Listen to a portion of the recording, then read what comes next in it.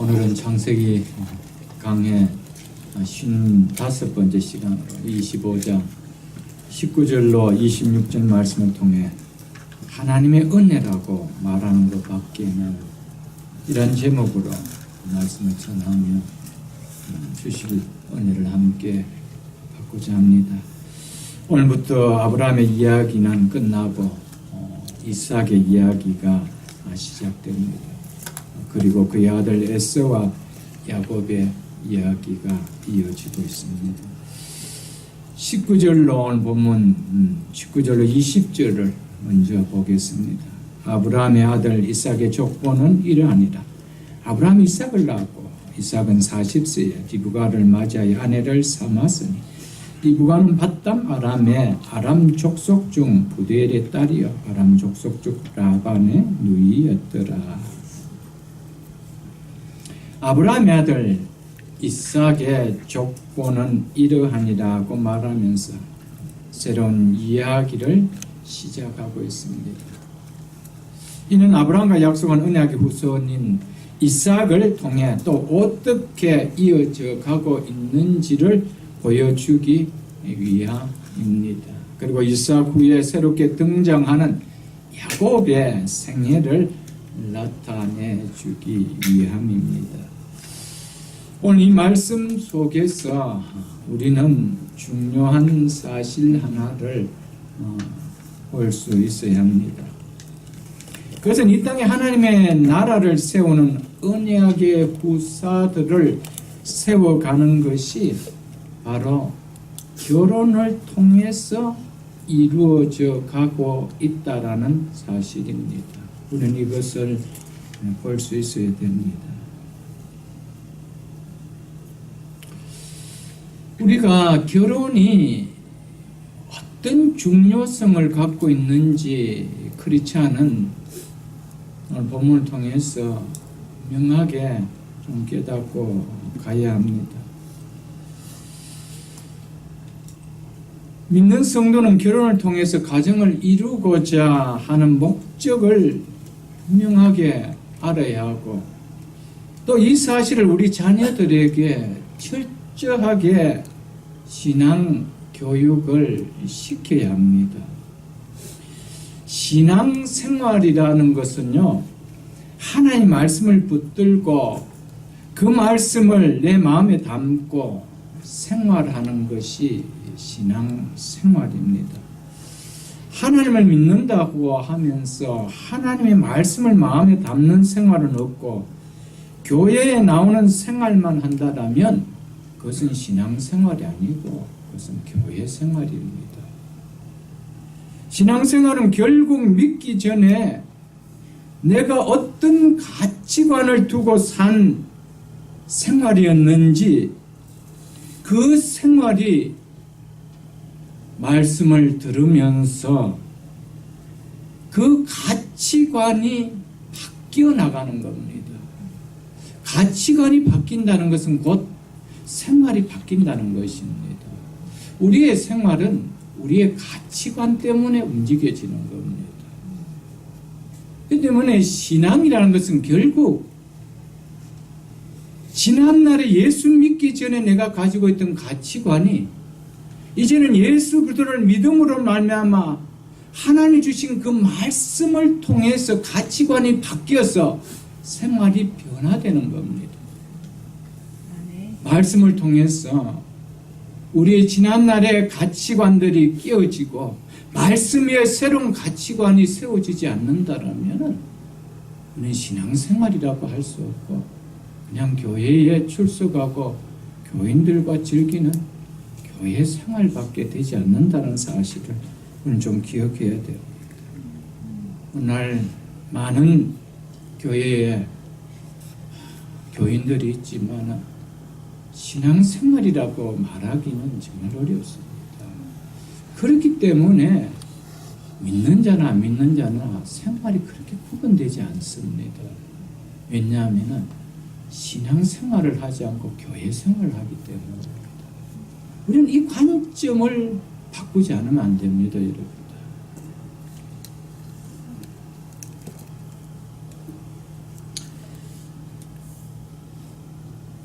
단순히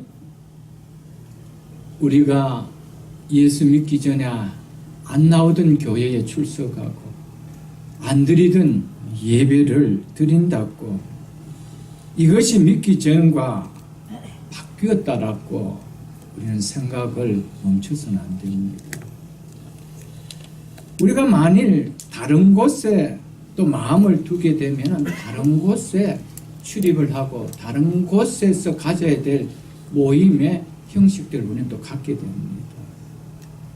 그것이 교회에 나오는 것이 마치 그런 거와 같다라면 그건 교회 생활입니다. 교회에 나오는 중심은 뭡니까? 말씀을 듣는 거예요. 아멘. 교회에서 말씀을 안 듣는다라면 교회가 존재할 이유가 있나요, 여러분? 없는 겁니다. 예배의 중심은요, 하나님께서 특별한 날에 하나님께서 당신의 백성들에게 당신의 말씀을 주기 위한 날입니다. 우리는 이 사실을 좀 기억할 수 있어야 됩니다.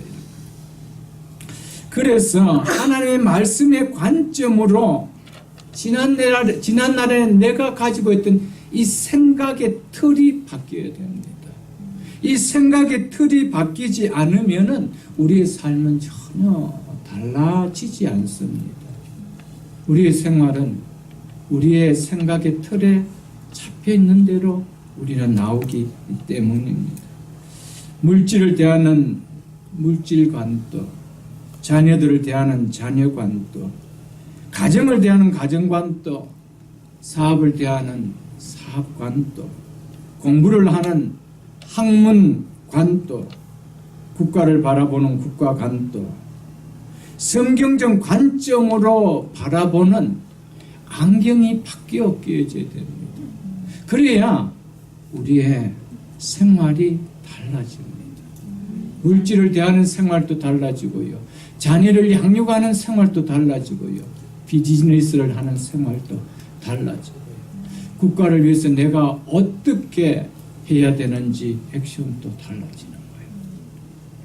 이것이 달라지지 않는다라면 우리는 예수 믿기 전과 다를 바가 하나도 없습니다. 그동 그대로 좋아하고 자식 양육 전에하고 똑같이 양육하고 비즈니스 예수 믿기 전에 똑같은 마인드를 가지고 하고 공부하는 목적도 똑같이 안 믿을 때와 똑같이 하고 무엇이 달라질 것이 있습니까, 여러분?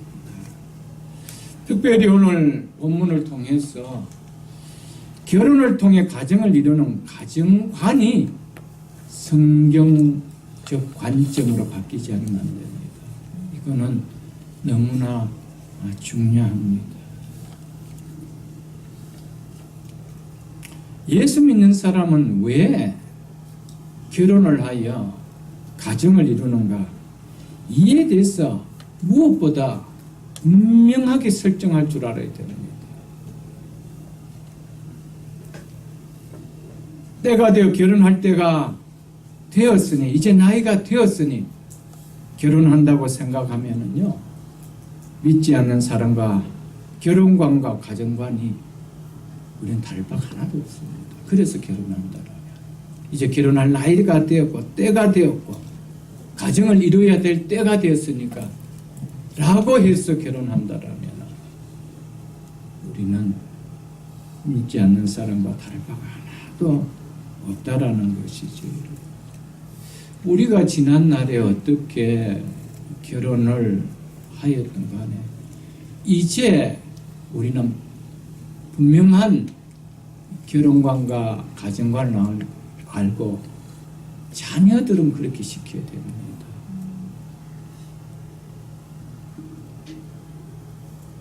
성경적 가정관으로 많은 부분을 우리는 얘기할 수 있습니다. 성경적 가정관이 무엇이냐? 여러 부분에서 우리가 이야기할 수 있습니다. 가장 중요한 핵심을 한 가지 말하라고 한다면 결혼을 통해 가정을 이루는 가장 중요한 목적은 바로 경건한 자손을 통해 이 땅에 하나님의 나라를 세우기 위함인 것을 우리는 알아야 됩니다. 아멘. 이 땅에 하나님의 나라를 세워가는 주의 몸된 교회를 세워가기 위함인 것을 우리는 알아야 됩니다. 그냥 단순히 가정을 이루어 육적 행복을 누리기 위해서 결혼하는 것이 아닙니다. 성경적 결혼을 통하여 가정을 갖는 것은 이 땅에 경건한 후손들을 통하여 하나님의 나라를 세워가기 위함입니다.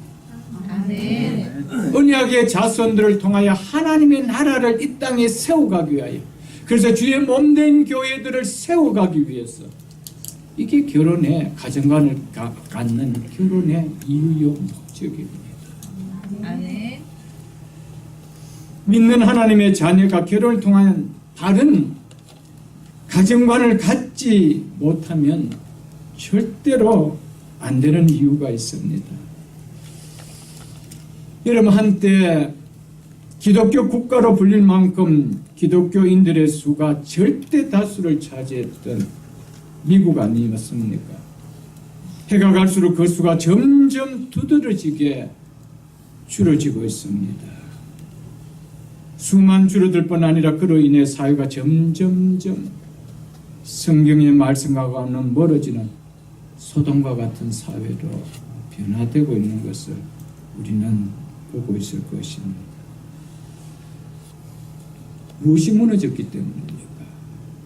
믿는다고 하는 성도들이, 믿는다고 하는 교인들이, 교회에 나온다고 하는 교인들이 왜 가정을 세워가야 되는지 그 정체성을 잃어버렸기 때문입니다. 벌써 유럽이 이 전체를 밟았고요, 미국이 밟고 있고 우리 한국이 그 모습을 벌써 드러내고 있습니다. 이유는 결혼을 통해 가정을 이루는 성경적 가치관이 무너지고 있기 때문입니다. 한국 교회도 결혼관들이 무너지고 있습니다. 가정관들이, 성경적 가정관들이 벌써 교회 안에 믿는 자들 속에도 무너지고 있다는 사실입니다. 우리 교단에는 학생들이 어떤 신앙을 가지고 어떤 삶의 목적을 가지고 살아야 하는지 말해주는 강령이 있습니다. 그것을 가리켜서 SFC 강령이라고 그렇게 불려지고 있습니다. 이렇게 강령을 하고 있습니다. 1. 우리는 전통적 웨스트민스터 신앙 고백서 및에서 교리 문답을 우리의 신조로 한다. 2. 우리는 개혁주의 신앙과 생활을 확립하여 세상의 빛과 소금이 됨을 우리의 목적으로 한다. 3. 우리의 사명은 다음과 같다. 1. 개혁주의 신앙에 대한 교회 건설과 국가와 학원의 복음화. 2. 개혁주의 신앙과 세계 교회 건설과 세계의 복음화. 4. 우리의 생활 원리는 다음과 같다. 하나님 중심, 성경 중심, 교회 중심. 이것이 우리 교단 학생들이 늘 머리에 되새기고 신앙생활에 될 강령입니다. 에스베스 강령에서 보여준 대로 우리의 다음 세대인 우리의 자녀들의 사명이 뭐라고 합니까? 우리의 사명은 다음과 같다. 개혁주의 신앙에 대한 교회 건설과 국가와 학원의 복음화, 개혁주의 신앙의 세계 교회 건설과 세계의 복음화입니다. 이 두 가지 명제는 하나로 말하면 이 땅에 주의 몸인 교회 건설과 주의 복음화입니다. 이것이 우리가 존재하는 사명이라는 것이죠. 이유라는 것이죠. 이것을 우리 교단은 어린 자녀들에게 가르쳐 왔습니다. 지금도 가르치고 있습니다. 이것이 우리 자녀들이 지금까지 공부하며 그들이 존재해야 할 이유요 사명이라는 겁니다. 이 사명을 이루는 기초는 바로 개혁주의적 신앙이라고 우리는 가르치고 있습니다. 그러니 믿는 우리가 결혼해서 가정을 이루는 이유가 뭡니까? 이 땅에 하나님의 나라를 이루는 믿음의 경건한 후손을 두어서 그들을 통해 이 땅에 주님의 교회를 세워가는 것이기 위해서입니다. 이게 사명입니다. 이것을 다 잃어버리고 삽니다. 예수를 믿는다라고 하면서도 결혼하면요, 다 그냥 안 믿는 사람과 색깔이 다를까 별로 없습니다. 그냥 교회 보는 거예요. 우리 아이들 교회에 보내서 예배 드린다는 거예요. 왜 너희들이 예수를 믿고 이 땅에 살아야 될 존재 이유를 안 가르쳐 줘요. 여러분, 사명이 없으면요, 사람들이 생기가 없습니다. 사명을 잃어버리고 살면요, 뭐 때문에 살아야 되는지 분명한 걸음이 없습니다. 여러분, 너무 중요합니다. 신약성경 마태복음 28장을 한번 펴보십시오. 마태복음 제일 마지막 장입니다. 제일 마지막 두 절을 제가 읽어드리겠습니다. 마태복음 28장 19절로 20절 말씀을 제가 읽어드리겠습니다. 그러므로 너희는 가서 모든 민족을 제자로 삼아 아버지와 아들과 즉 성부와 성자와 성령의 이름으로 세례를 베풀고 내가 너희에게 분부한 모든 것을 가르쳐 지키게 하라. 볼지어다 내가 세상 끝날까지 너희와 항상 함께 하리라 하시니라. 예수님께서 이 땅의 구속 사역을 다 마치시고 승천하시며 하신 마지막 말씀이 이 말씀이었습니다. 그 중심 내용이 뭡니까? 모든 민족을 예수님을 믿고 따르는 제자로 삼는 사명을 주신 것이었습니다. 제자는 예수님이 말씀하신 바를 진리로 받아들이고 순종하는 자를 말합니다. 이런 제자를 삼는 것이 사명이라고 마지막 남기고 가신 것이 예수님께서 이 땅에 남기신 마지막 말씀이었습니다. 즉 세계를 복음화하라는 거예요. 그래서 교회는 우리가 가지 못하더라도 선교를 하는 겁니다. 이유가 거기에 있는 것입니다. 복음을 전하여 어떻게 하라고 이야기합니까? 세례를 베풀라라고 하지요. 세례는 죄 씻음을 받고 주님과 연합되었음을 나타내는 주님의 몸인 교회 공동체의 일원이 되었다는 서약하는 표시입니다. 그래서 세례는 반드시 교회가 행하는 것이죠. 세례는 교회가 행하는 겁니다. 그러므로 세례를 베풀라는 것은 이 땅 곳곳에 주의 교회가 세워져 가도록 하라는 이 말입니다. 그러므로 교회의 사명은 주님의 말씀을 가르치고 그 말씀을 순종하도록 못하라는 겁니까? 양육하라는 겁니다. 여러분, 이게 교회의 사명입니다. 그렇다면 모든 민족을 예수를 믿고 따르는 이 일에 내 가정과 내 가족은 빠지나요? 아닙니다. 1차적으로 포함되는 겁니다. 그래서 믿는 성도들은 교회를 가장 먼저 하나님의 제자화하는 하나님의 말씀을 따르게 하는 일에 순종해야 된다는 것이죠. 아멘. 여기에 먼저 복음이 전해지도록 해야 된다는 겁니다. 그런데 어떻게 우리의 자녀들을 믿어도 그만 안 믿어도 그만 그렇게 할 수 있나요, 여러분들? 우리가 왜 하나님께서 결혼이라는 걸 통해서 가정을 갖게 하는지 그 존재 이유를 모르고 우리가 하기 때문이죠.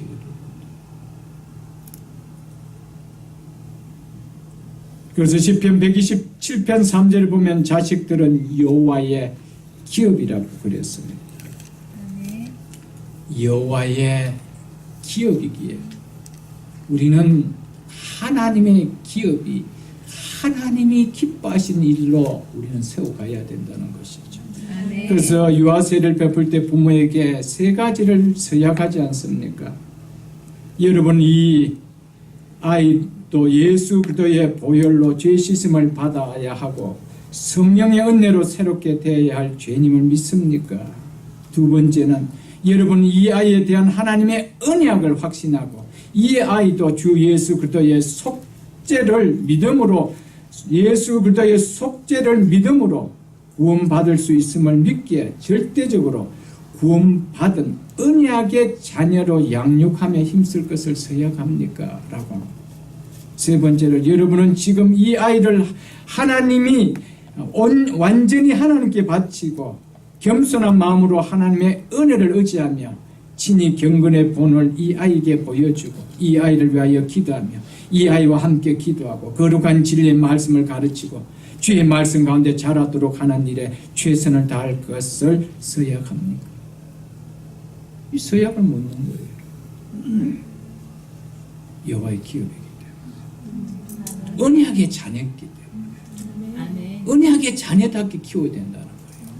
그래서 결혼하면 그 자녀가 태어났을 때 이것은 언약의 자녀이기 때문에, 하나님의 나라를 이 땅에 세워갈 언약의 자녀이기 때문에 유아세를 받는 거예요. 그래서 부모는 이 아이는 하나님께서 우리에게 위탁하신 하나님의 기업이므로 우리 부부가 마음대로 주장하며 키울 수 없음을 늘 인식하며 세상의 원리와 세상의 가치관으로 이 자녀를 결코 양육하지 않도록 힘쓸 것입니다. 반드시 하나님이 기뻐하시는 뜻에 합당한 믿음의 사람으로 자라도록 주의 말씀과 기도로 양육할 것을 힘쓰겠습니다라고 서약하지 않습니까? 이 서약을 하나님 앞에 한 서약인 부모는 서약대로 그 자녀를 축복의 자녀로 양육할 것이며, 이 서약을 그냥 근성으로 했다라면 하나님의 마음을 아프게 하는, 후회케 하는 자녀로 양육할 것입니다. 여러분,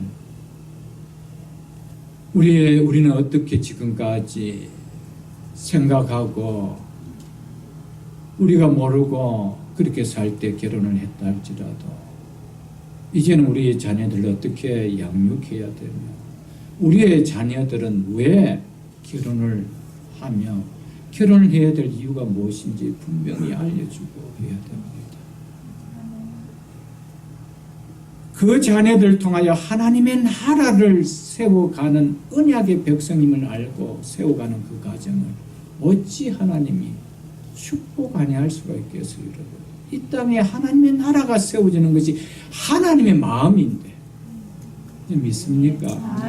우리가 자꾸 세상 자녀로 키우려고 하니까 여러 가지 트러블들이 생겨지는 거 아닙니까, 여러분? 결혼을 통해 가정을 이루는 가장 중요한 목적은 우리의 가정을 통해 이 땅에 하나님의 나라를 세워가는 것입니다. 주님의 몸된 교회를 세워가는 것임을 잊어서는 안 됩니다. 결혼한 우리끼리, 그리고 태어난 자녀와 육적으로 잘 먹고 잘 살기 위해서가 아니라는 사실을 우리는 알아야 됩니다. 아멘. 그렇기 때문에 우리는 자녀들을 위하여 하나님이 기뻐하시는 하나님의 나라를 세우는 자녀들을 키우기 위해서 무엇을 소홀하지 않을 수가 없겠습니까? 결코 말씀을 가르치는 일과 그들을 위하여 믿음으로 양육하는 기도의 무릎을 꿇는데 우리가 소홀할 수 없는 것이죠, 여러분. 아멘. 분명한 목적을 안다라면. 그래서 우리의 자녀들을 향해서 너희들의 사명은 이 땅의 교회 건설, 믿습니까? 아멘. 하나님의 복음화. 네가 공부하는 이유와 목적은 그거라는 것이죠. 좋은 대학 간 이유가 뭡니까? 그 전공을 공부해야 된 이유가 뭡니까? 이 땅에 주의 나라를 세우기 위해서. 믿으십니까? 아멘. 주의 복음을 위해서 이 공부가 쓰여지기를 위해서. 이 생각을 갖고 하는 것이죠.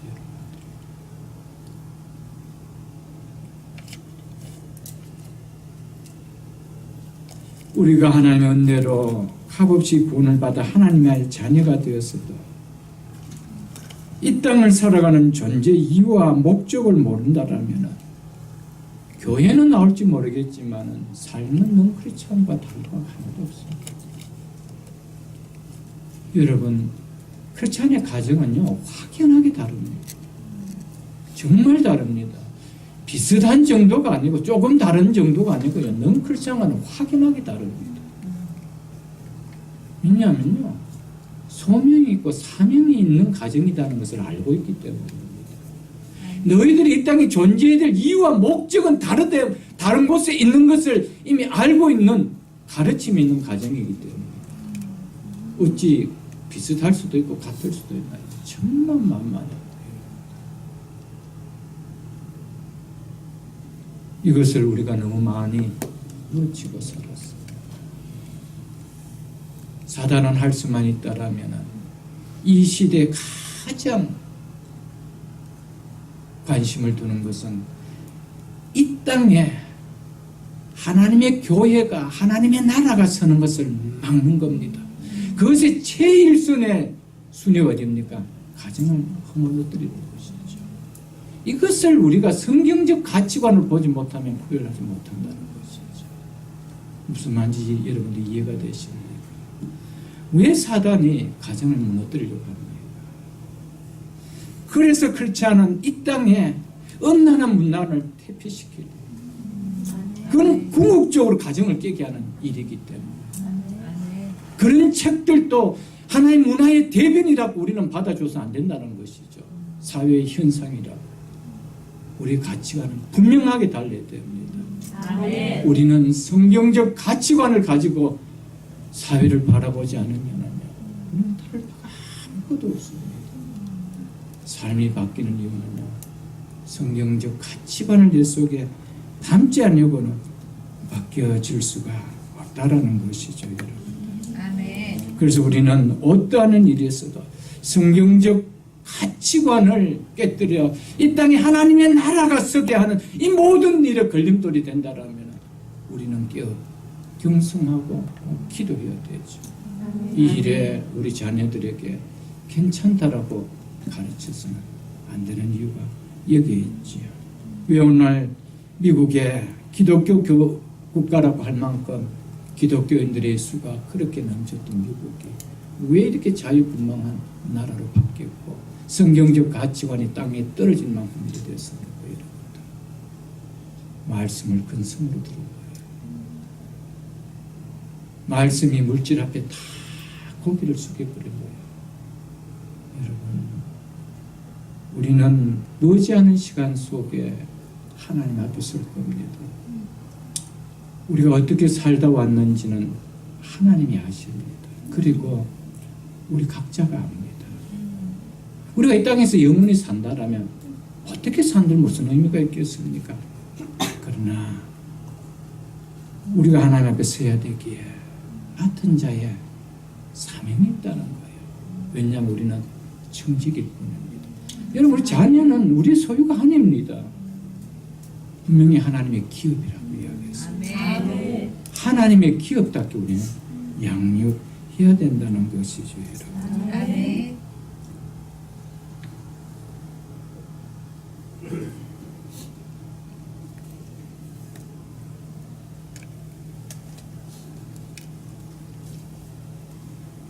오늘 보면 21절을 보겠습니다.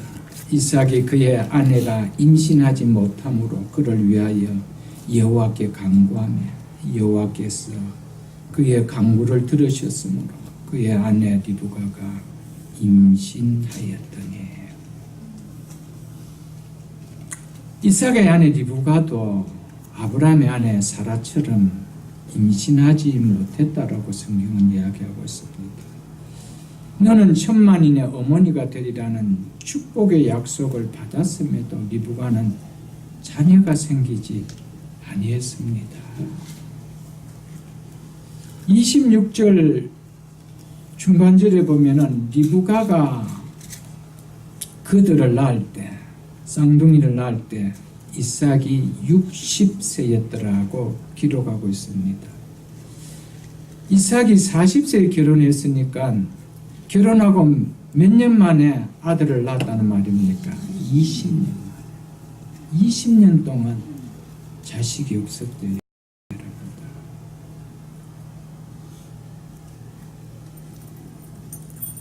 하나님께서 아브라함에게 아들 이삭을 모리아 산에 바칠 때 내가 내게 큰 복을 주어 내 씨가 크게 번성하여 하늘의 별과 같고 바닷가 모래 같게 하리니 내 씨가 그 대지의 성문을 차지하리라.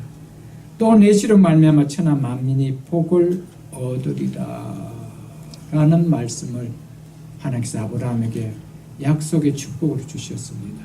그때 그 옆에 이삭도 이 말씀을 함께 들었다라고 저는 믿습니다. 왜 함께 있었기 때문에.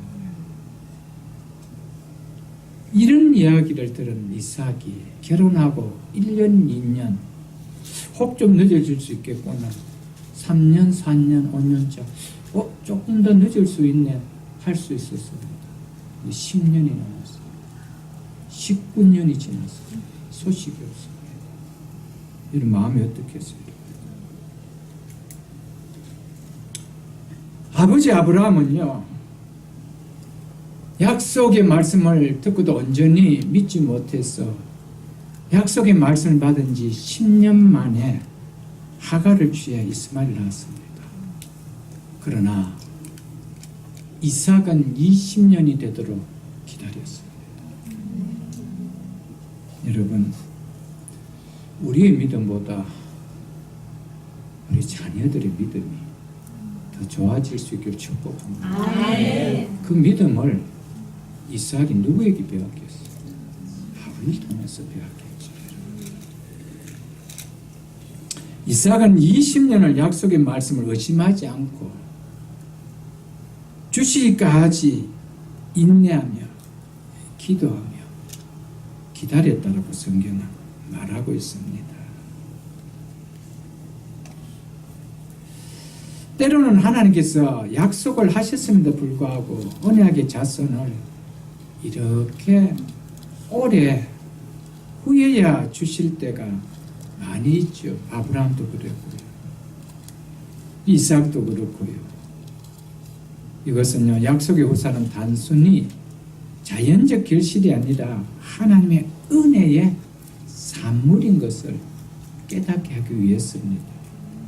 너의 힘으로 얻을 수 있는 것이 아니고 전적 하나님의 은혜로 누릴 수 있다는 것을 깨닫게 하기 위해서였습니다.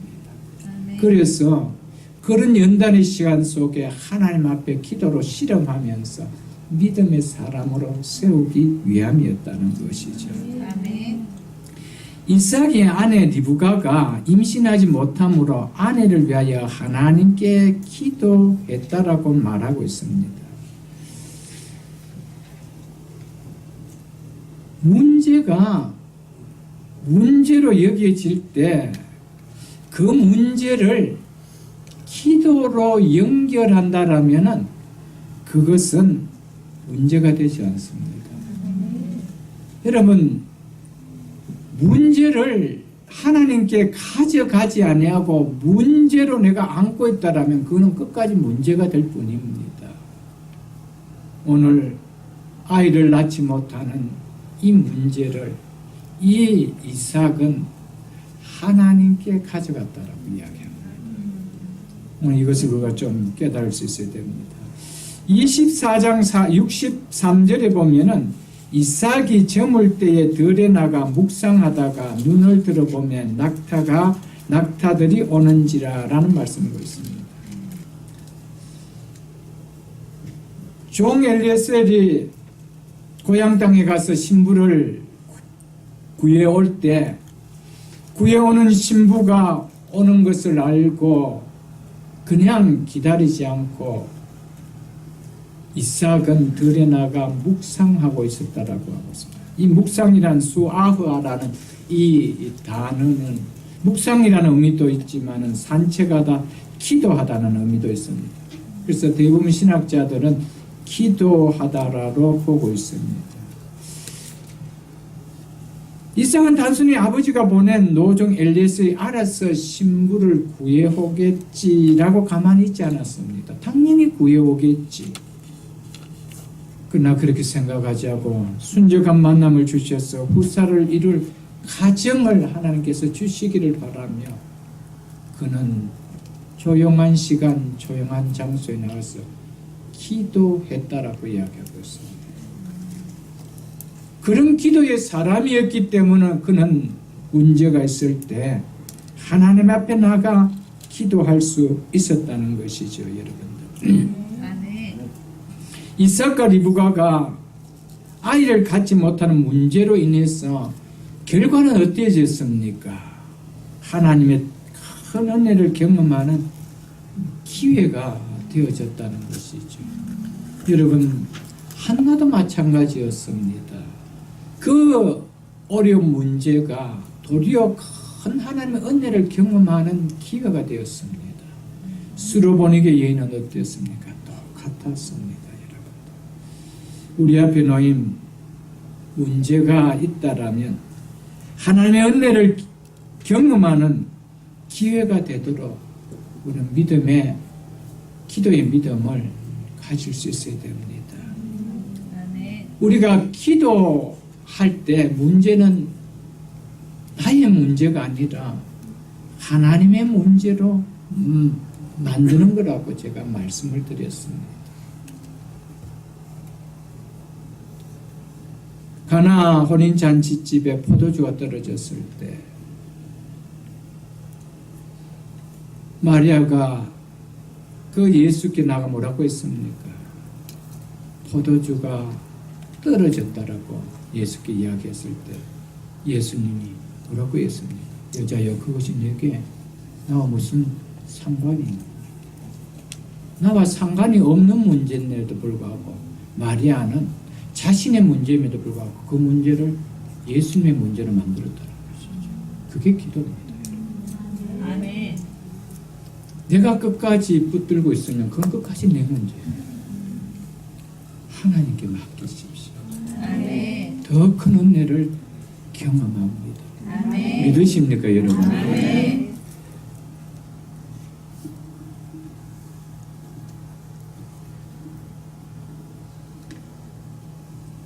이삭은 아내 리브가가 오랜 시간이 지나도 아기를 갖지 못함을 알고 아내를 위해서 뭐 했대요? 기도했다라고 이야기하고 있습니다. 참 귀합니다. 이삭을 보면 아내의 어떤 어려운 문제를 안고 남편이 기도해 줬다. 정말 교회 안에서 보기 어려운 문제예요. 왜냐하면요, 아내가 남편을 위해서는 기도 많이 합니다. 대부분. 그래서 새벽 기도나 보통 또 자녀들을 보내놓고 학교에 보내놓고 또 남편들을 출근시켜놓고 교회에 나와서 기도하는 우리 여성도들 보면은 대부분 무슨 기도입니까? 자녀들과 남편을 위한 기도죠.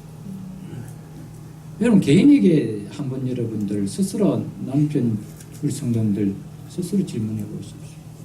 얼마나 아내를 위하여, 내 사랑하는 부인을 위하여 기도해 보셨나요? 여러분, 아내를 위하여 기도했더라. 여러분, 무슨 데이트 때 꽃 안 갖다 줘도요, 기도 선물하십시오. 아멘. 이게 큰 축복입니다. 아멘. 저는 가장 복받은 남편이 있다라면, 가장 복받은 부인이 있다라면 남편이 부인을 위하여 기도해 주는 남편입니다. 아멘. 왜냐하면 그 남편은요, 절대적으로 부인을 사랑할 때가 있어요. 왜냐하면 기도는요, 사랑하지 않으면 나올 수 없는 거거든요. 그 틀림없습니다. 진짜 사랑하면 기도는 나옵니다. 아멘. 모든 문제에 두고 기도합니다. 조금만 아파도 기도하죠. 조그만 염려 있으면 무슨 문제인데 우리 같이 기도하자. 이래 나오죠. 여러분, 기도해 주는 남편 되십시오. 아멘. 기도하는 남편을 여러분 함께 모시고 삽니까? 가장 축복된 남편을 모시고 사는 줄 알고 하늘처럼 받들어 주십시오. 아멘. 여러분, 이거보다 귀한 것이 없지요, 여러분.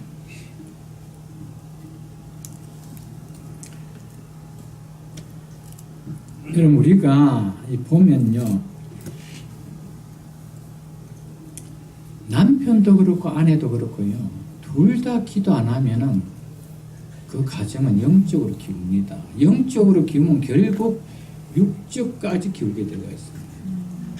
그러나 미약하지만은 두 사람 중에 한 사람이라도 기도의 믿음을 가지고 있으면 소망이 있습니다. 아멘. 그리고 두 사람이 함께 기도한다면 더 든든하죠. 여러분들 기도해 주십시오. 여러분들 꼭 기도하시고요. 조금 아프고 하면요 손을 붙잡고 기도해 주세요. 아내를 위해서 기도하고 아내는 또 남편을 위해서 기도하고 자식을 위해서 기도는 쉽게 잘 되죠. 여러분 서로를 위해서 기도하고 그러십시오. 그게 깊은 사랑이 들어가는 거예요. 아멘. 깊은 사랑이 들어가요. 그 가정이 어찌 편안하지 않을 수 있으면 평안하지 않을 수 있겠나. 그러니까 우리 자녀들에게도 엄마 아빠가 손을 붙들고 기도하는 모습 우리 아이들에게 일부러 영화처럼 좀 보여주십시오. 일부러 의도적으로라도 보여주십시오. 그것이 신앙 교육 아니겠어요? 이때 이삭 60세에 이제 쌍둥이를 낳죠. 에서와 야곱을 낳습니다. 이때 아브라함의 나이는 160세입니다. 그러니까 아브라함 몇 세에 죽죠? 175세에 죽잖아요. 그러니까 에서와 야곱이 15세까지 살 동안 자랄 때까지 함께 보며 자라는 겁니다. 아브라함이요. 자, 제가 무슨 이야기 하려고 하냐면 그러면은 주시겠다라고 하는 후사, 이 이삭을 통하여 주시겠다고 했던 이 후사가 누구보다도 기다렸던 사람이 있었다면 아브라함 아니겠어요? 아브라함 아니겠어요?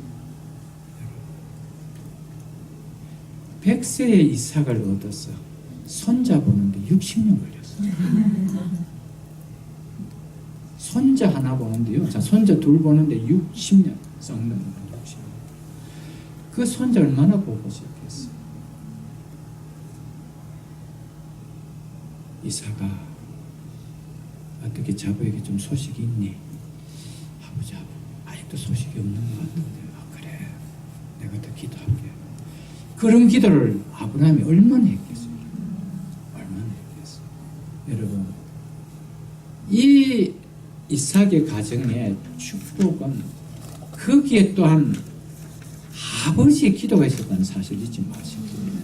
아멘. 여러분, 기도의 힘은 협력되어야 됩니다. 아멘. 여러 사람이 협력되어 함께 걱정하면서 함께 기도해야 된다는 것이죠. 그래서 그 결과 그의 간구를 들으심으로 아내 리브가가 임신하였더라. 아멘.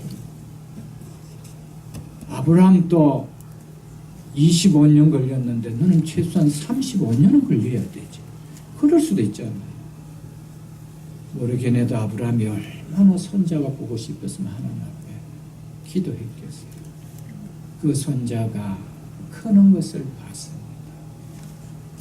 그들에게 무엇을 이야기하며 노년을 보냈겠습니까? 믿음의 이야기 아니겠어요, 여러분? 22절을 보십시오. 그 아들들이 그의 태 속에서 서로 싸우는지라 그가 이르되 이럴 경우에는 내가 어찌할꼬 하고 가서 여호와께 묻자온대.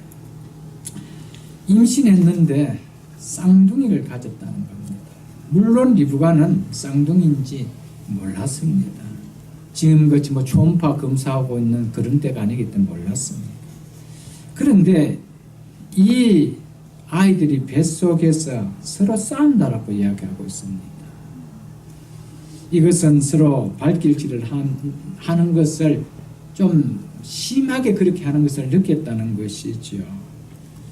복중의 쌍둥이 서로 격한 몸부림을 쳤다는 겁니다.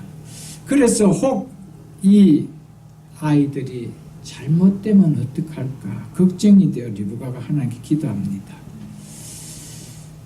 하나님, 이럴 경우에 내가 어찌할 거요? 이렇게 기도한다는 것이죠. 기도했습니다. 이 의미는 첫째, 복중의 태아가 너무 심하게 요동치기 때문에 이러다가 하나님 20년 만에 주신 자녀입니다. 유산되면 어떡하겠습니까? 이런 걱정이 담겨서 한 기도였습니다. 그리고 두 번째는 언약의 후손을 주셨는데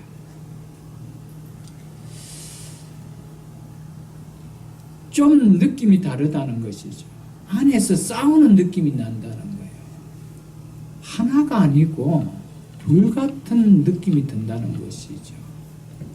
싸운다는 거예요. 뭔가 하나가 움직이는 것이 아니고 그 안에서 요동하는 것이 그렇게 느껴진다는 것이죠. 그것도 조용한 것이 아니고 격하게 다투는 것 같이 느껴진다는 겁니다. 그래서 하나님, 이것이 무슨 연고입니까?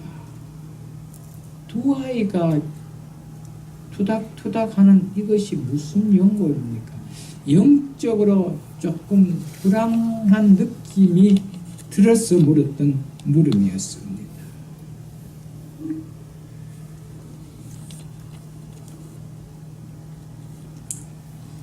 여러분, 우리의 삶 가운데 이런 리브가와 같이 이런 상황이 없나요? 하나님, 이런 경우에는 내가 어찌할 거예요? 어떻게 해야 되겠습니까? 이런 상황이 여러분과 제게 없나요, 여러분들? 분명히 있을 것입니다. 우리는 이런 상황 앞에 리브가처럼 누구에게 묻자오되 그렇습니까? 여호와께, 하나님 앞에. 하나님, 이런 경우에는 내가 어떻게 해야 됩니까? 어느 길로 선택해야 됩니까? 이것을 내가 어떻게 받아들여야 되겠습니까? 이런 문제가 없나요? 그리고 무엇보다도 어떤 문제가 생겼을 때 하나님 앞에 이것이 어찌된 일이지요? 이것을 어떻게 해야 되겠습니까? 할 만한 영적 감각이 있어야 된다는 거예요. 아멘. 이런 문제가 있음에도 불구하고 하나님, 내가 어찌할 거요? 어떻게 할 거요? 이런 물음이 없는 무감각한 신앙이 되어서는 안 된다는 것이죠. 여러분, 저희 삶 속에 이런 영적으로 무감각한 믿음으로 지낼 때는 꼭 없었습니까, 여러분? 이것이 제일 큰 우리의 신앙을 나락으로 떨어가게 하는 원인이 되죠. 하나님 어떤 문제를 들 때 나에게 와서 좀 이야기 좀 하면 좋겠다는 거예요. 그래서 때로는 하나님 우리에게 의도적으로 그렇게 하십니다. 너 하도 나하고 이야기를 안 하냐? 나하고 이야기 좀 하자. 여러분, 하나님 그걸 너무 기뻐하십니다. 하나님에게 묻는 것을 너무 기뻐하십니다. 여러분, 아무리 나이스한 부모도요, 자꾸 똑같은 문제까지 물으면 좀 짜증납니다. 그것도 곤히 피곤하고 또 신뢰할 때는 그렇죠. 우리 주님은 절대 그러지 않습니다. 아멘. 언제든지 웰컴입니다. 언제든지 환영입니다. 그래서 죄짐 맡은 우리 구주, 어찌 좋은 친구인지 믿으십니까, 여러분? 이게 우리 주님이시죠, 여러분들. 리브가는 그 문제를 하나님께 기도했습니다. 문제를요, 내가 안고 가면 그건 여전히 나에게 고난일 수밖에 없습니다. 그러나 하나님께 기도하면 그것은 하나님께 영광을 돌리는 일이 됩니다. 시편 50편을 여러분 한번 펴보십시오. 구약 시편 50편을 한번 펴보십시오. 시편 50편 15절에 보면 이렇게 말씀하고 있습니다. 환난 날에 어려움을 당할 때죠. 고난 때지요. 나를 부르라. 내가 너를 건지리라. 그리하면 네가 나를 뭐하게 하리로다? 영화롭게 하리로다. 어려운 문제가 있을 때 나에게 와서 내 이름을 부르며 부르짖는 것이 나를 영화롭게 하는 거라고 이야기하고 있습니다. 그것이 네가 나에게 영광 돌리는 일이라고 이야기하고 있습니다. 믿습니까, 여러분? 아멘. 여러분, 문제가 생겼을 때 문제를 내가 안고 가면은요, 그건 여전히 문제일 밖에 아닙니다. 그러나 그 문제를 하나님 앞에 안고 가면 그게 하나님의 영광을 돌리는 일이에요. 하나님의 영광을 받으시면요, 우리에게 거기에 부합한 은혜를 주시고 영광을 받으십니다. 아멘. 믿으십니까, 여러분? 아멘. 이런 은혜가 누려지기를 주의 이름으로 축복합니다. 23절 보십시오. 여호와께서 그에게 이르시되 두 국민이 내 태중에 있구나. 두 민족이 내 법중에서 나누리라. 이 족속이 저 족속보다 강하겠고 큰 자가 어린 자를 섬기리라 하셨더라. 자, 여기 보십시오. 이처럼 하나님께서 이 아기들이 뱃속에서 싸우는 것은 단순한 몸짓의 발기질이 아니라는 겁니다. 두 민족이 태중에서부터 나눠질 것임을 보여주는 계시라고 하나님은 리브가에게 말해주고 있습니다. 두 민족. 한 민족은 누굽니까? 이스라엘이고 한 민족은 에돔 족속입니다. 이 두 족속, 두 민족이 나눠진다는 것이죠. 뿐만 아니라 이 족속이 누굽니까? 야곱이죠. 야곱이죠. 자, 야곱이죠. 이 야곱은 어떤 민족입니까? 이스라엘 민족이 됐죠. 이 족속이 저 족속은 누굽니까? 에서를 이야기하죠. 에서는 어떤 족속입니까? 에돔 족속이죠. 이 족속보다 강하겠고 큰 자가 누굽니까? 에서지요. 어린 자를 섬기라. 어린 자가 누굽니까? 야곱이죠. 무슨 이야기입니까? 이스라엘이 에돔보다 강성할 거라는 겁니다. 이로써 에돔 족속이 이스라엘 지배 아래 있게 될 거라는 겁니다. 여러분 보세요. 이것이 어떤 결과가 주어져서가 아닙니다. 민족이 태동도 되기 전에 하나님은 이렇게 이야기하고 있습니다. 이분이 하나님이십니다. 아멘. 믿으십니까, 여러분? 아멘. 이분이 하나님이십니다. 이 하나님 앞에 우리가 뭘 감출 것이 있나요? 아무것도 감출 것이 없습니다. 일어나지 않은 것까지 다 알고 계시는 하나님께서 행한 일을 왜 모를까요, 여러분? 그러니까 회개하지 않는 것이 교만이지. 하나님 모르실까요? 다 알고 계시는 이분이 우리 하나님이십니다. 그래서 전능하신 하나님이다. 아멘. 24절 26절을 보십시오. 그 해상 기한이 찬적 태에 쌍둥이가 있었는데 먼저 나온 자는 붉고 전신이 털옷 같아서 이름을 에서라 했고 후에 나온 아우는 손으로 에서의 발꿈치를 잡았으므로 그 이름을 야곱이라 하였으니 리브가가 그들 낳을 때 이삭이 60세였더라. 먼저 나온 자가 누구라고 합니까? 에서라고 했죠. 태어났을 때 몸에 털이 많고 피부가 붉어서 에서라고 이름을 지어줬다고 합니다. 그래서 30절 하반절에 보면은 에서의 별명은 에돔이더라. 그래서 에돔 족속이 생기는 것이죠. 에돔은 붉음이라는 뜻입니다. 그래서 에서를 에돔, 붉은 자라고 그렇게 불렀다는 것이죠. 그리고 뒤에 태어난 자가 누구라고 합니까? 야곱이라고 하죠. 야곱은 태어날 때 어떻게 태어났대요? 에서의 발꿈치를 잡고 나왔대요. 그래서 야곱이라고 지었다는 것입니다. 야곱의 이름의 뜻은 발꿈치를 잡다라는 뜻입니다.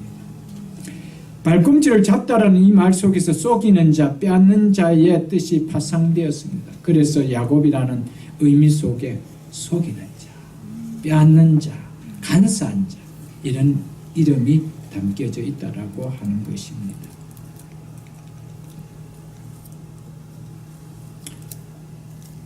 자, 보십시오. 이 족속이 저 족속보다 강하고 큰 자가 어린 자를 섬기리라 하셨더라.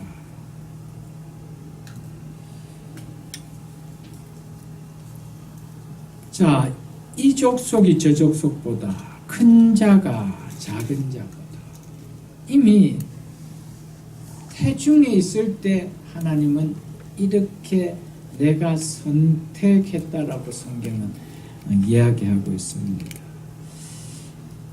훗날에 태어나서 이들을 보면요, 에서는 매우 건강하고 용감한 사람이었습니다. 그래서 들판을 누비는 사냥꾼이 되었습니다.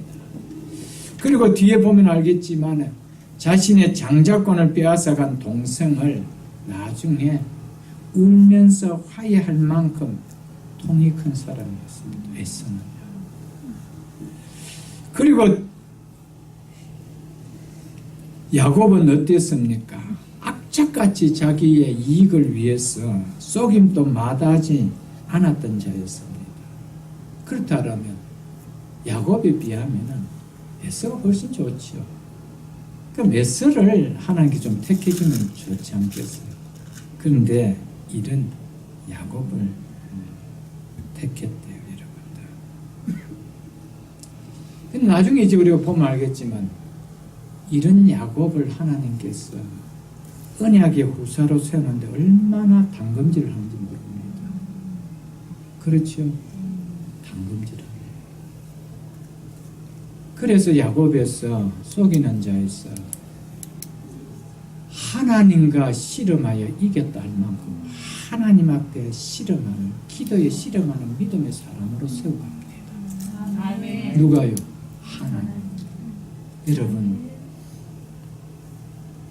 하나님은 우리를 그렇게 구원하시고 나서요, 선택하시고 나서요, 내버려 두시는 분이 아닙니다. 아멘. 반드시 다듬어 가시는 아멘. 분이라는 것을 우리에게 보여주고 있죠. 자, 아까도 말씀드렸지만은 우리의 생각에는 에서가 월등하게 야곱보다 나아 보입니다. 능력이 있어 보입니다. 그런데 하나님께서 왜 이런 에서를 버리고 야곱을 언약의 후손으로 선택했을까요? 이것은 전적으로 이 일은 누가 하신다는 겁니까? 얘들이 한 거 아니라 내가 했다. 하나님이 하셨음을 말씀하고 있는 것이죠. 아멘. 자, 여기에서 자 보십시오. 큰 자가 어린 자를 섬길 것이다. 그 당시 족장 시대에 봤을 때는 당연히 장자가 큰 자입니다. 그래서 장자권을 가지고 아버지의 유산의 두 몫을 받습니다. 그런데 이런 당대의 관습을 성경에 옵니다. 큰 자가 적은 자를 섬길 것이다. 그러니까 하나님이 이 구속 사역을 이루어 나가는 이 일은 전적으로 누가 하신다는 겁니까? 하나님이 결정해서 한다는 겁니다. 이것을 우리에게 이야기해 주고 있다는 것을 우리에게 이야기하고 있습니다. 자, 여기에서 우리가 한 가지를 좀 깨닫고 좀 짚고 넘어가야 될 것이 있습니다. 지금 야곱과 에서의 이 선택, 장자임에서도 불구하고 선택받지 못하고 차자임에도 불구하고 야곱이 선택받았다. 이것은 구원의 선택을 지금 이야기하는 것이 아닙니다, 여러분들. 자, 여러분 잘 보십시오. 만일에 구원의 선택으로 야곱을 택했다라고 한다라면은 야곱 외에는 아무도 구원을 못 받았겠네요. 여러분 그렇게 생각 안 됩니까? 야곱 외에는 아무도 구원 못 받았습니다. 그렇게 신실했던 믿음의 종 엘리에셀 구원 못 받았겠네요. 여러분 어떻게 생각해요? 성경은 보면 좀 제대로 못 살았지만은 롯은 구원 받았다 안 받았다? 구원 받았다. 의로운 롯이라. 신학에 보면 베드로 사도는 그렇게 이야기하고 있죠. 지금 이 두 선택은 구원의 선택을 우리에게 이야기하는 것이 아닙니다. 자, 보십시오. 이 선택은 지금 아브라함을 통해서 하나님 주신 약속, 그 약속의 가장 큰 약속은 뭡니까? 이 가나안 땅을 누리게 할 후사들을 있게 하는 거고요. 그걸 또 더 나아가서 여자의 후손으로 오실 메시아의 계보를 있게 하는 선택입니다. 자, 그 다음에 야곱을 통해서 이제 아들이 몇 명이 태어납니까? 12명입니다. 거기에서 누구를 택합니까? 유다를 택하죠. 그럼 나머지 다 구원 못 받았습니까? 그 이야기가 아닌데. 요셉 구원 못 받았습니까? 요셉을 안 택했습니다. 누굴 택했습니까? 가장 말썽 피웠던 유다를 택했습니다. 유다를 통해서 다윗이 나오게 하고 다윗을 통해서 예수를 나게 한 것이죠. 여러분 창세기 22장을 한번 펴보십시오. 창세기 25장. 창세기 25장.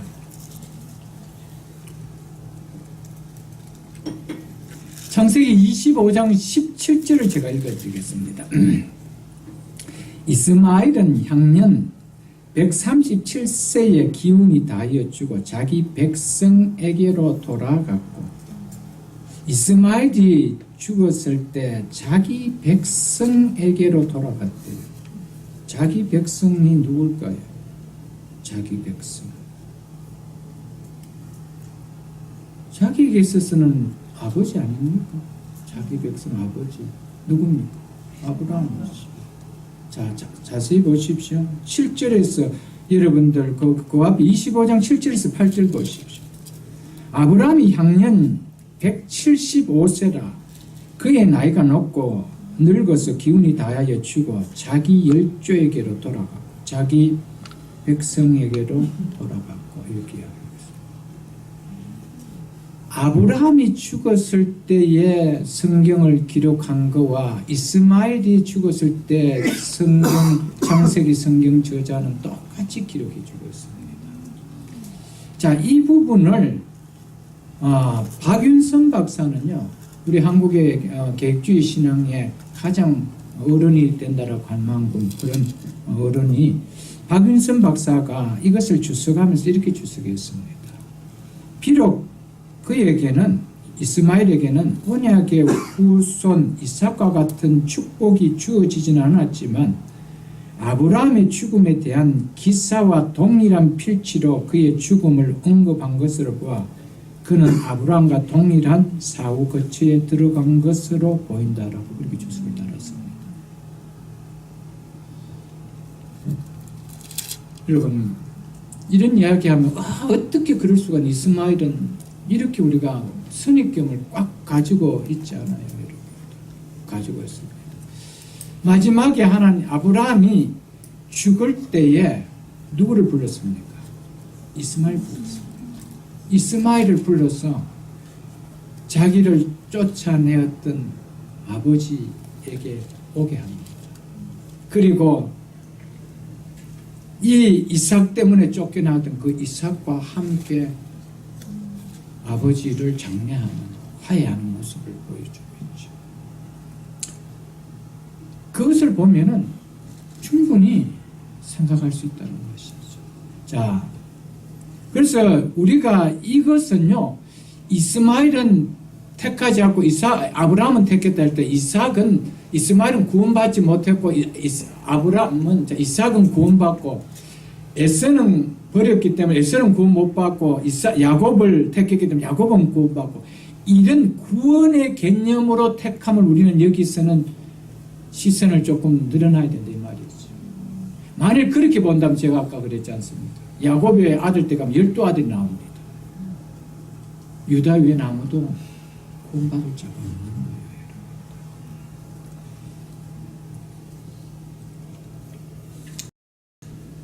이것은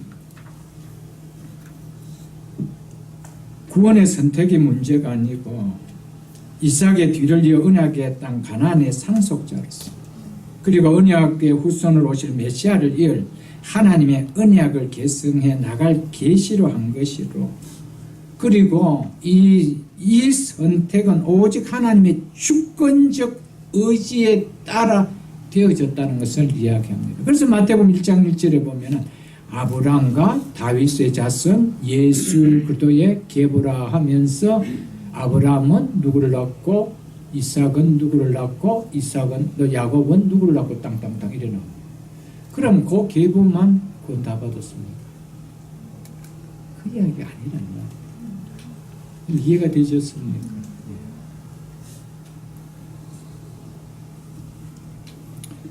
그러나 여기에서는 구원의 관점에서 누구를 선택했고 누구를 안 했다 이 개념이 아니고 아까도 이야기했지만 오신 메시아의 계보를 이어갈 언약을 선택하는 데는 전적으로 누구의 권한으로 선택했다는 겁니까? 하나님의 절대적인 주권으로 선택했다 이걸 이야기하는 것이죠. 이 절대적인 하나님의 주권적인 선택을 가지고 이제 후에 사도 바울은 우리의 선택 교리로 적용합니다. 이것을 적용했다고 해서 이들이 이렇게 적용되어서 야곱은 구원받고 에서는 버림을 받고 이삭은 구원받고 이스마엘은 버림을 받다 이런 개념 가져서 안 된다 이 말입니다. 무슨 말인지 이해가 여러분들 되어지십니까? 예. 로마서 9장을 여러분 좀 펴주셔야 되겠습니다. 로마서 9장. 로마서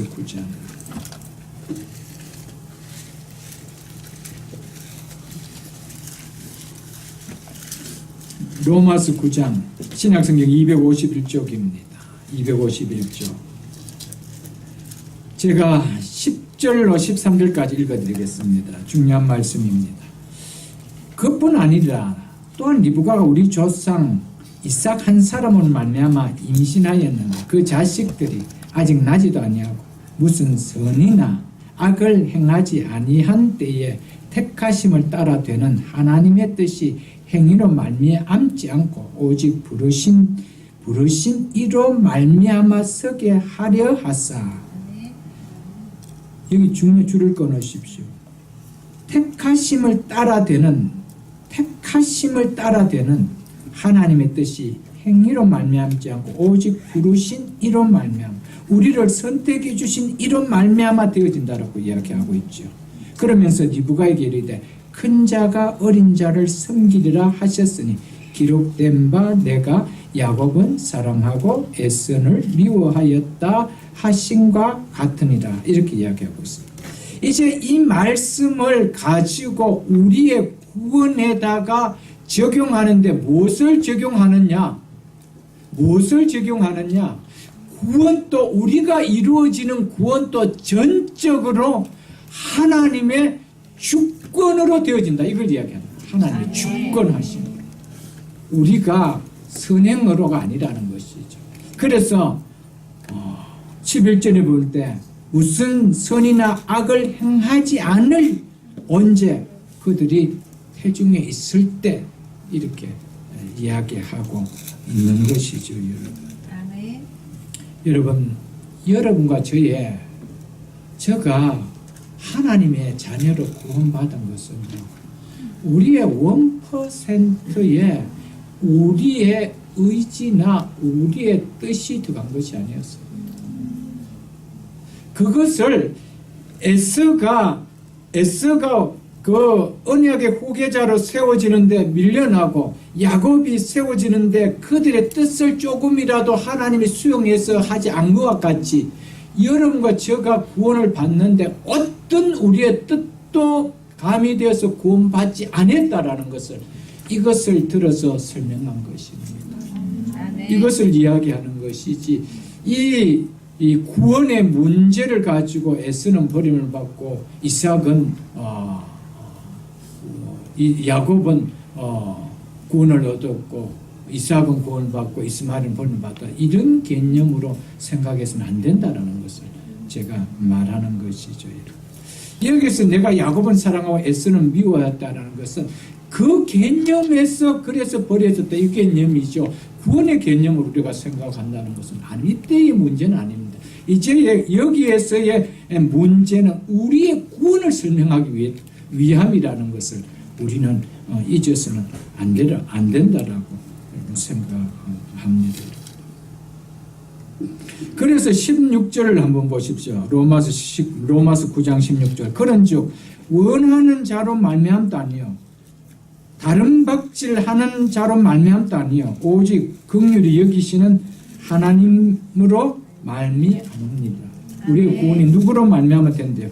하나님으로 말미암아 된다라고 성경은 이야기하고 있다라는 것이죠, 여러분들.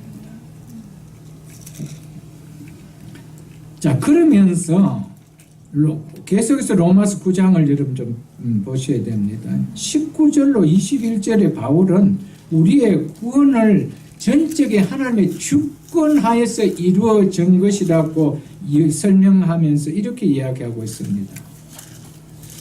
그 이야기를 듣고 내가 내게 말하기를 그러면 하나님이 어찌 허물하시느냐? 왜 하나님께 우리에게 책임을 묻겠습니까? 이런 뜻입니다.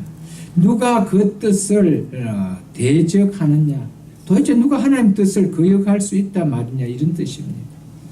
이 사람아, 내가 누구기에 감히 하나님께 반문하느냐? 말대꾸하느냐? 지원받은 물건이 지원자에게 어찌 나를 이같이 만들었느냐 말하겠느냐? 토기장이가 진흙 한 덩어리로 하나는 귀 쓸 그릇을 하나는 천이 쓸 그릇을 만들 권한이 없느냐? 이렇게 이야기하고 있습니다.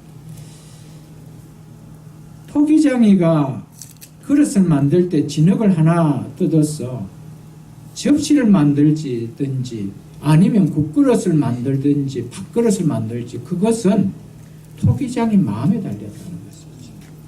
왜 너가 왜 나는 그런 그릇을 안 만들어주냐 말할 수 있겠느냐 이걸 이야기하고 있다는 것이죠. 여러분, 하나님의 구원은요, 피조물인 우리가 전혀 터치할 수 있는 것이 아닙니다. 우리는 감히 접근할 수도 없는 내용입니다. 전적인 그분의 주권하에서 이루어졌기 때문에 우리가 어떻다라고 이야기할 수 있는 것이 아니라는 것이죠, 여러분들.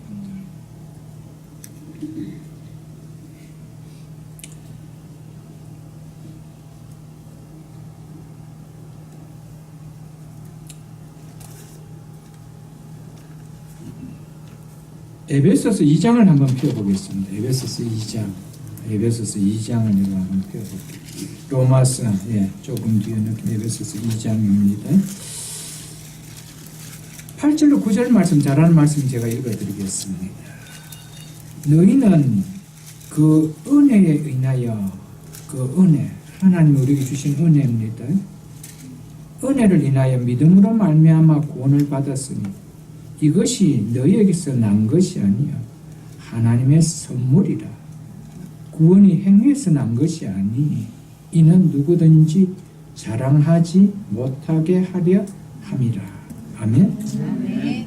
여러분, 만일 우리 안에 있는 어떤 것을 근거로 해서 아무리 조그만한 것이라 해도 우리 속에 있는 것을 근거로 해서 구원을 받았다라면은 우리는 자랑할 것이 있습니다.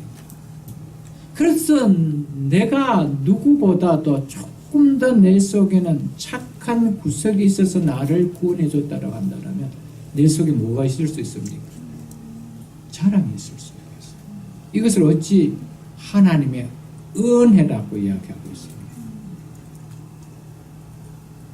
만일에 나보다 훨씬 더 못한 사람이 구원받는 것을 봤을 때 나는 하나님 앞에 감사하고 은혜가 안 나옵니다. 그렇잖아요, 여러분. 왜냐하면 나는 요구만한 거라도 드러낼 건데 쟤는 전혀 드러낼 것이 없는데 이런 마음이 들어요. 여러분, 성경은요, 구원은 전적으로 하나님께서 일방적으로 우리에게 주신 선물이라는 것을 우리에게 이야기하고 있습니다. 그래서 믿음조차도 하나님 우리에게 선물 주신 것입니다. 나는 이야기할 때 그래도 나는 믿음을 내가 드러내지 않았느냐, 이거 자랑할 수 있나요? 이거 자랑할 수 있어요. 여러분, 믿음조차도 하나님이 주셨기 때문에 이제 신앙을 가져볼수록 깨닫는 것이 뭡니까? 요만큼이라도 더 하나님 믿음 주신 하나님 앞에 뭘 하죠? 감사하죠. 여러분 우리의 신앙에는 어떤 거 하나도 알파 나를 드러낼 것은 없습니다. 그것이 플러스 될 때는 교만이 들어갑니다. 그래서 하나님은 교만한 자를 낮추신다. 도력할 게 없는 거예요. 여러분 구원은 하나님 앞에서 전적으로 주신 은혜인 것을 우리는 깨달아야 되죠. 여러분들. 여러분 그렇기 때문에 구원받은 우리의 실체를 우리가 깨닫는다라면은 그렇게 구원해 준 하나님 앞에 우리는 뭐 할 것밖에 없죠. 감사할 것밖에 없습니다. 성경을 보면은 본질상 우리가 태어날 때부터 우리는 하나님의 진노를 피할 수 없는 죄로 말미암아 하나님의 진노를 피할 수 없는 진노의 자식이라고 성경은 말하고 있습니다. 그런 허물과 죄로 죽은 진노의 자식인 우리에게 무슨 우리의 힘으로 구원할 수 있는 건덕지가 하나도 있나요? 하나도 없는 거예요. 전적으로 구원은 아웃사이드에서 하나님께서 일방적으로 야곱을 선택한 거지 내가 너를 선택했다라고. 왜 야곱이 하나님 나를 선택했죠? 형 에서를 선택하지 아니하고. 알 수 없는 거예요. 알 수 없는 거예요. 여러분 왜 나를 선택했는지 그건 하나님 날아가서 하나님만이 답해 줄 수 있는 이야기예요. 모릅니다. 구원받은 우리는 감사할 거예요. 여러분 쌍둥이 빌딩에 테러가 일어났을 때 소방관들이 뛰어가서 사람을 건져왔습니다. 구해주었습니다. 나중에 하는 이야기 왜 날 구해줬지? 뭐라고 이야기했어요? 왜 날 구해줬지? 뭐라고 이야기하겠습니까? 나도 모른다. 나도 모른다.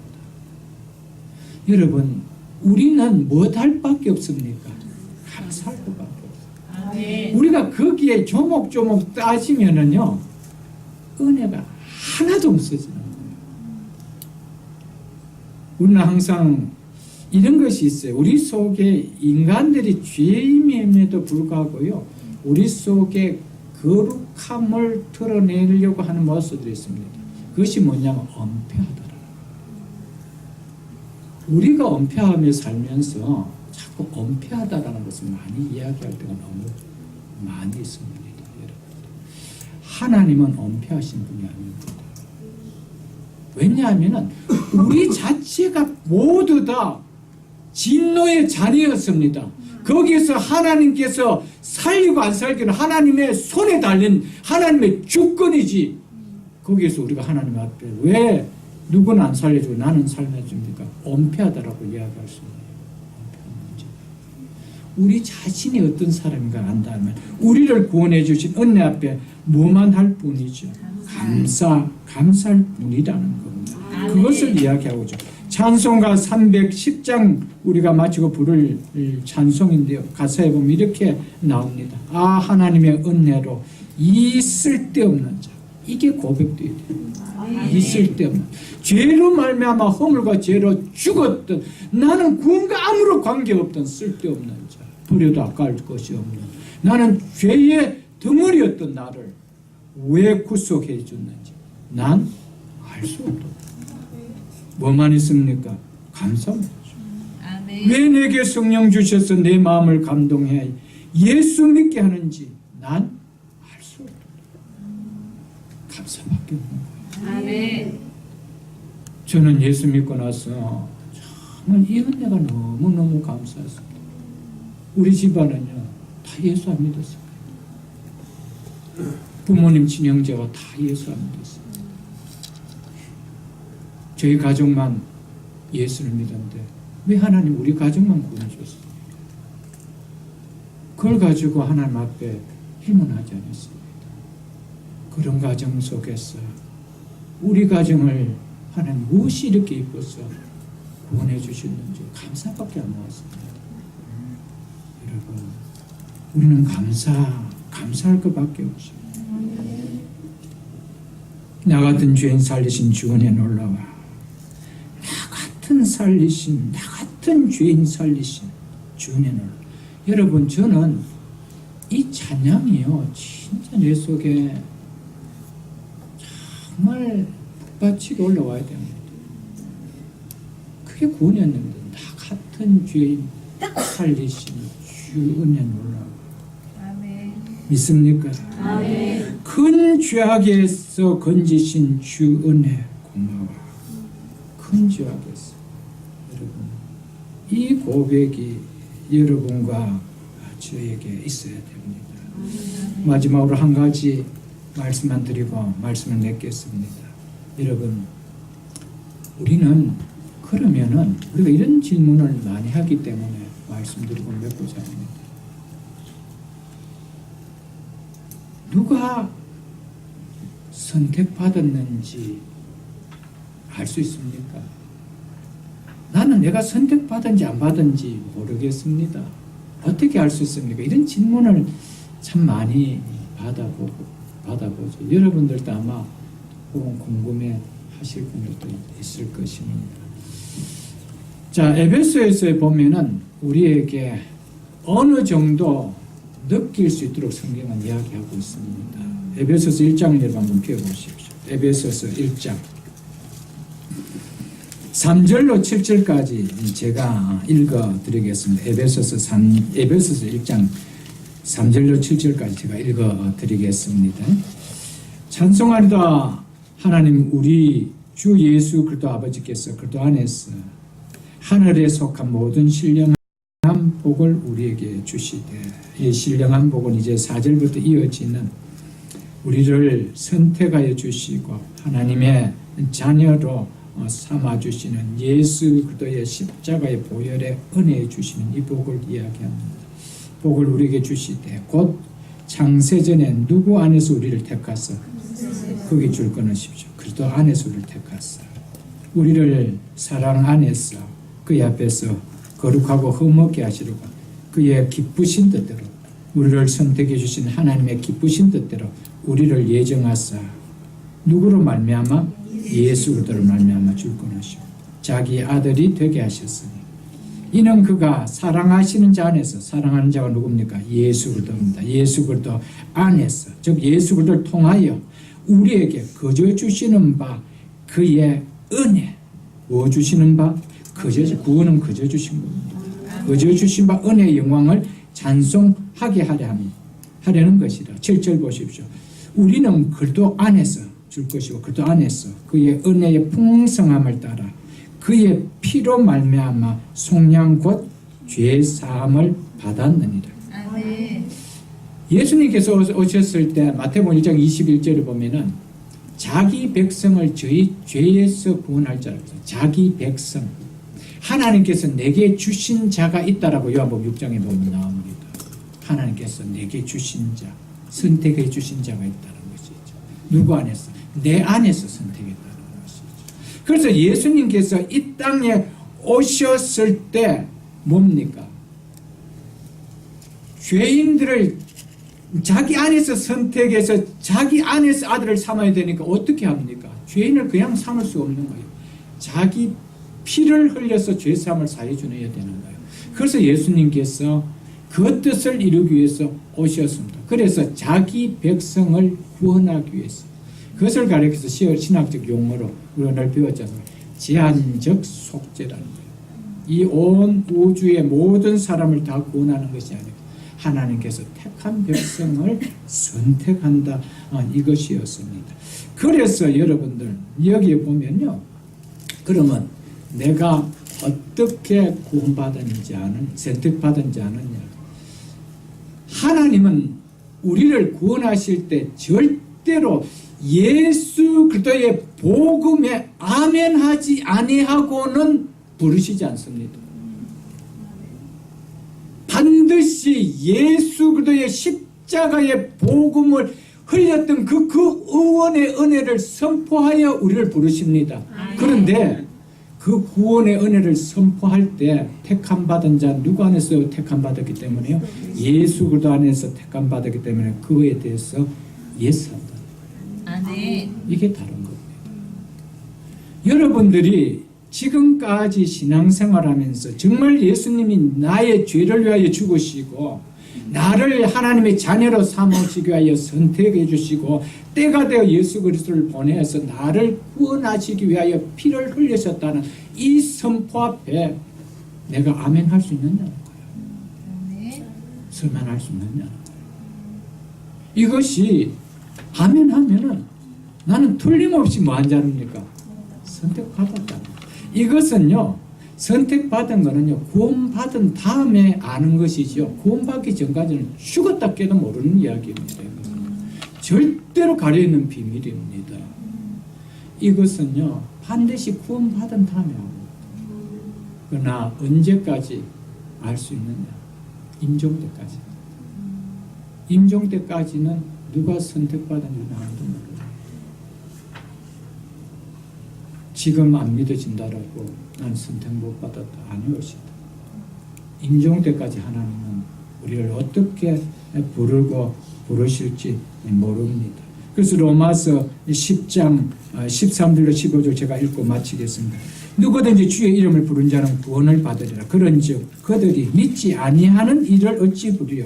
믿지 않는다라면 그들이 어찌 주를 부를 수 있겠느냐. 절대로 십자가의 은혜를 깨닫지 못하고는 절대로 예수 그리스도를 못 부릅니다. 부를 수 없다라는 거예요. 듣지 못한 이를 어찌 믿으리요. 주님의 이름을 한 번도 들어본 적이 없다면 어떻게 그분을 믿을 수 있겠느냐는 것이죠. 그래서 전파하는 자가 없이 어찌 들으리요. 주님에 대한 전하는 사람이 없다면 그들이 어떻게 들을 수 있겠느냐는 것이죠. 그래서 복음은 반드시 전해져서 택한 자가 한 사람이 있다면 하나님 거기에 누구를 보내듯이 반드시 보내게 되어 있다는 거예요. 그래서 땅끝까지 이르러 주의 복음을 전하는 증거자들을 세워주지요. 여러분 한번 보십시오. 오지에서도 복음을 받고 구원을 받는 자가 있는가 하면요, 이 미국과 같이 한국과 같이 동네마다 교회가 있는데도 불구하고 그 복음을 듣고도 안 듣는 자가 있는 거 보면 저는요 확실히 이 교리를 받아들입니다. 여러분 그렇지 않나요? 여러분도 그렇죠. 그래서 켈빈은요, 만일에 하나님 우리를 선택해 주지 않았다라면 이 땅에 구원받을 자는 한 사람도 더 그랬습니다. 여러분 하나님이 선택해 주지 아니했다라면 우리 스스로가 그 예수 믿겠다고 다가올 사람 누가 있나요? 아무도 없습니다. 그래서 로마서 3장에 보면은 하나님을 깨닫는 자도 없고 하나님을 찾는 자도 없나니 의인은 없나니 몇 명도 없다고 했습니다. 하나님은 없다고. 이게 성경의 진단입니다. 그런 진단 앞에 우리를 구원해 준 하나님 앞에 무조건 우리는 뭐 해야 될 것밖에 없습니다. 감사하죠. 그래서 보내심을 받지 않으면 어찌 전파랴. 누가 어떻게 가서 전할 수 있겠느냐는 것이죠. 기록된 바 아름답도다. 좋은 소식을 전하는 자들의 발이여 한 것 같다. 그래서 하나님께서는 복음을 전하는 자를 이렇게 높였습니다. 반드시 누가 택함 받고 안 받았고 그거는 하나님의 영역이기 때문에 우리는 가서 무조건 못할 뿐이죠. 복음을 전할 것 밖에 없다라는 사실이죠. 말씀을 맺겠습니다. 하나님의 은혜라고 말하는 것 밖에는 라는 말씀을 통해서 여러분과 저의 삶 속에 오늘 주신 이 말씀 정말 이 오늘 에스와 야곱의 사건을 통해서 오늘 우리에게 구원이 어떻게 이루어진 교리인지를 이것을 깨닫고 하나님 내가 무엇이건데 정말 버림받아야 될 마땅한 야곱과 같은 간사한 자 정말 선한 것이 하나도 없는 나를 하나님의 아들로 택해 주셔서 영원한 천국의 기업을 주셨는지 하나님 감사합니다. 고백만 있는 우리 모두가 다 될 수 있기를 주의 이름으로 축복합니다.